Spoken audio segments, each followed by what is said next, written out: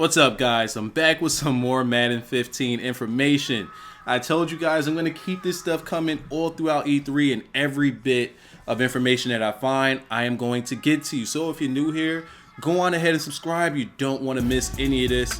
And for the usual suspects, go on ahead and leave a like so that more people can get their eyes on this. Now that we got the formalities out of the way, and now that we have the Madden 15 screenshots or video out of the way that I'm showing you, I'm going to go on ahead and switch back to 25 and just get some regular gameplay out of the way. Now, what I have for you guys is more of the defensive side of the ball improvements. Now, yesterday we went all the way into all of the defensive line information that was given out, all of the defensive line improvements and how I felt about it. Now, I'm going to get a little bit more in depth with it. And I want to say that this information that I got here came from goodgamebro.com. These guys actually got to play with it hands-on a while ago, and the embargo lifted on when they could put out the article on it, and they put out a lot of information. Now, admittedly so, the person that wrote the article says, or he calls himself, let me get the quote specifically, my sorry ass. So he's admitting that he's not, the greatest at the game. Now, a bunch of us aren't the greatest at the game. And unless you're a problem, you're probably not the greatest at the game. But we all know how the game works. So I'm going to take what he says here, and I'm going to give it to you from a beginner's perspective, which he, just by using sorry ass, is claiming to be, beginner's perspective. And I'm going to give it to you from a casual player's perspective, which is kind of me. And I'm going to try to give it to you from a competitive level or a competitive mindset, which is not me at all. I'm going to tell you how some of these things work and won't work.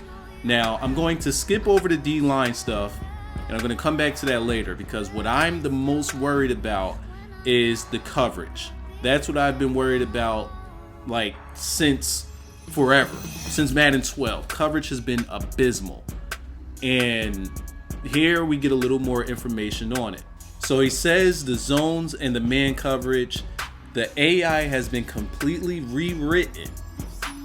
The awareness actually matters, is what he says. Now, some of this stuff I'm gonna have to say, we have to take it with a grain of salt, because to the person that probably plays this casually or is a beginner, they probably wouldn't see many differences. They'll probably take it by ear, like, oh, it is different, or it may feel a bit different, but unless you know how to exploit certain things in the AI, you won't really notice the difference much. But if you don't know how to exploit the AI, or let me switch that, if you don't know how to exploit the AI, then you will likely see a huge difference, because then it's AI on AI rather than human brain versus AI, meaning human brain knowing how to take advantage of the AI. So right now I'm going to take it as though this article is being written as someone that's not necessarily taking advantage of the AI. Therefore, he'll probably see the improvements that were made by EA. So we technically won't really know the improvements until the competitive guys play, and that's not me. But when I'll put myself in the casual competitive, because I know how the AI works a little bit more than the noob would. Not calling him a noob, but just a beginner would. So let's say, in Madden 25, most beginners didn't know, which routes would just completely break the AI, or would completely break down a man defense or a zone defense. Let's say you in a man defense and you run a curl, or you run an out, or you run a corner. I say about 7 times out of 10 you're going to get huge separation. But if you don't know that, you're just going to be running routes, and you're not really going to be paying attention to the stuff that gets open all the time. And you're going to see it as, oh, that's just how they react. And now with 15, if they actually I'm trying to explain this the best as I could, but I'm really going all the way in. So let's say you have 15, right? We need somebody that's going to be competitive, like a competitive player, to play the game and run those certain routes that's going to abuse the AI and see how the AI reacts to those AI breaking routes. And then I would like to hear whether or not the AI has been improved on these routes or on how DBs play the ball. That's when I want to hear it. But right now we're taking it from somebody that's probably, well, let me not say probably, let me just say likely, just by the tone of the article here, likely not the most competitive person and probably more casual to beginner level. One thing that EA or Madden has included in this one is cover the sticks. And now by pressing the triangle or the Y button, your DBs or your secondary is going to try to keep everything underneath. Or if you put them in, I think if you put them in a certain zone, just like you could hot route a receiver to go to the sticks, now you can kind of hot route your corners to play the sticks, and they'll keep everything underneath the first down markers. Now, that means that they'll give them cushion up until, this is just me using logic. This isn't me reading the article, but this to me means, okay, the cornerback or the safeties are, or maybe possibly the linebackers, but it doesn't say the linebackers. I'm guessing that means they're going to give them cushion up until the first down marker. After the first down mark, like once you get to that, near that first down marker, coverage is going to get tighter. But here's the question, and this one isn't covered in an article. Let's say that he does give that cushion and he plays the sticks correctly. Does that mean that he's going to make that tackle if it's a curl or an out route?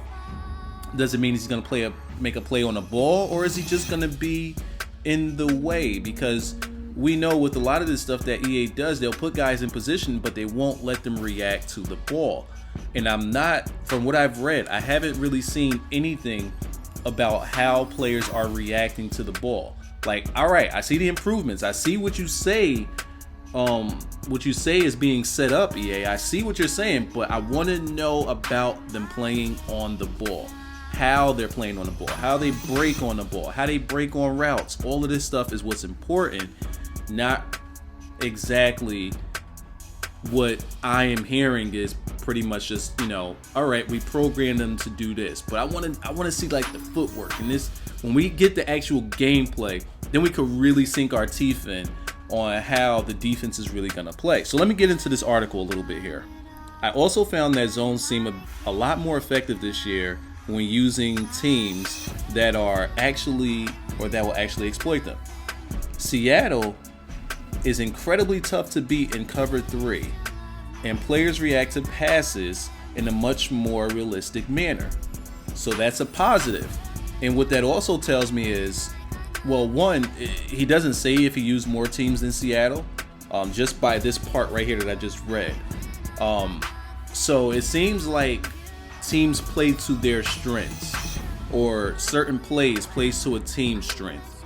So I should say, so if you're running like a Seattle scheme or plays that are specific to, benefit the type of players that Seattle has, you'll probably get the best results. Another nice touch I noticed was that star corners, such as this year's cover boy, Richard Sherman, play with incredible intensity and will make plays on the ball if you test them often. Curl routes are no longer a sure thing if a guy like Sherman is sagging off in coverage. Cornerback awareness has taken a step forward, and my sorry ass paid dearly for attempting fate with the greatest corner in the game on numerous occasions. So basically what I got from that is, right now he's going against one of the best corners in the game. And Madden flat out, or EA flat out came out and said it, that Sherman is going to be the best rated player this year in Madden 15 to come out, or, once the game launches. Sherman's going to be the best player, best overall, best stats. He's going to be the guy, which makes sense. He should be. He's on the cover. That's how I always felt it should be. But my question is, what about when you tested the corners on the other side of the field? How did those guys react? I get that Sherman is top notch, but I want to know about how the other guys do. Let me backtrack a little bit, or fast forward a little bit.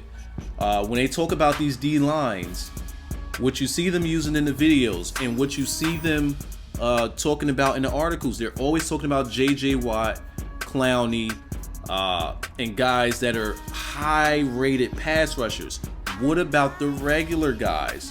Those middle of the pack guys, those guys that are maybe rated 80 to 85. How do they play the ball? How do they make their rips, spins, swims, bull rushes, and things like that? See, we get the good when we're talking about the good players. We're getting the truth. But in none of these articles am I seeing anything about the middle of the road players. So again, we won't really get the full jukes until we see the gameplay and we see, can we take advantage of the mediocre cornerbacks? Now we're into something. Another thing that we got from this article is that there's going to be an adaptive AI system, which basically means no more running the same plays over and over and over. The more you run a play, the lesser the result would be. But again, does that count for plays that break the AI? We won't know that until the competitive guys get their hands on it and rip it apart. See, in these articles, for the most part, they will have to remain positive in order to continue to visit these game companies and get the scoop, firsthand before everybody else. So they can't really be 100% with everybody. Me, I'm gonna give it to you real. Another thing, the vision cone tackling. This one he was a little more honest with, I'll say. And he says it's not really that big a deal. It's for beginners, but for anybody that already knows how to tackle, you won't even pay attention to it. That's pretty much what it goes to. Then there is also the conservative and aggressive tackling system. And you got to know which way to tackle, or you got to know how to tackle when the time presents itself. You got to know exactly which type of tackle to go for. If you try to be too aggressive, you could look like a fool. Or there's times where you're trying to be too conservative and you could get run the heck over. So there's a definite risk-reward feature in the game. Me personally, once again, I really sound like a negative Nancy, and I'm trying my best not to. But once again, do I think any of that is going to matter? No, because once you get a nice, well-timed hit stick, it's going to be a hit stick. So tackling is going to be tackling. I don't think there's going to be much difference there besides it just having something under the player's feet on defense. I really don't expect anything much there. Okay, he has some quick notes here. Momentum is improved this year. I didn't see any silly stiff arm situations or small running backs plowing over linebackers. There are also new fumble animations this year, and fumbles seem to happen in more accurate situations. There's even an animation for the Tillman punch fumble, which I'm guessing is you actually punch at the ball and it comes out. Now, going back to the D-line. Here's my opinion on the D-line. I think it has the potential to be completely overpowered, and it also has the potential to overshadow the secondary. And I don't think that the D-line was much of a problem. I think that the D-line improvements definitely help beginner players or players that just want to rely on playing with the defensive line. But I'm not hearing much about the improvements of the secondary, and that's where it counts, down the field.